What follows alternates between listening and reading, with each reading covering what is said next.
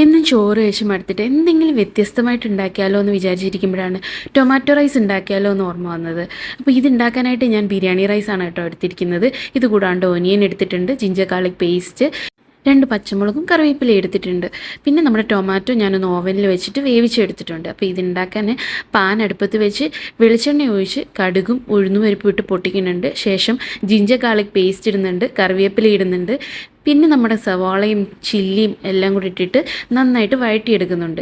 ശേഷം മഞ്ഞൾപ്പൊടി, മുളക് പൊടി, ഗരം മസാല, പെരിഞ്ജീരകപ്പൊടി എന്നിവ ചേർത്തിട്ട് നന്നായിട്ട് മൂപ്പിച്ചെടുക്കുന്നുണ്ട്.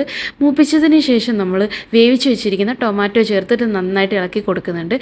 ഇത് നന്നായിട്ട് ഞാൻ ഉടച്ചു കൊടുക്കുന്നുണ്ട്. അത് കഴിഞ്ഞ് തീ ഓഫ് ചെയ്തിട്ട് ഒരു കുക്കർ വെച്ച് അതിലേക്ക് 1 സ്പൂൺ നെയ്യ് ഒഴിച്ച് കൊടുക്കുന്നുണ്ട്. എന്നിട്ട് ഈ മസാല അതിലേക്ക് ചേർക്കുന്നുണ്ട്. പിന്നെ അരി ഇട്ടിട്ട് നല്ല തിളച്ച വെള്ളം ഒരു 2.5 കപ്പ് ഇതിലോട്ട് ചേർക്കുന്നുണ്ട്. കുക്കർ അടച്ചു വെച്ചിട്ട് ഒരു വിസിൽ കൊടുത്താൽ മതി. അപ്പോഴത്തേക്ക് ഇത് വെന്തിട്ടുണ്ടാവും. ഇനി നമുക്ക് സെർവ് ചെയ്യാം. അടിപൊളി ടേസ്റ്റാണ്.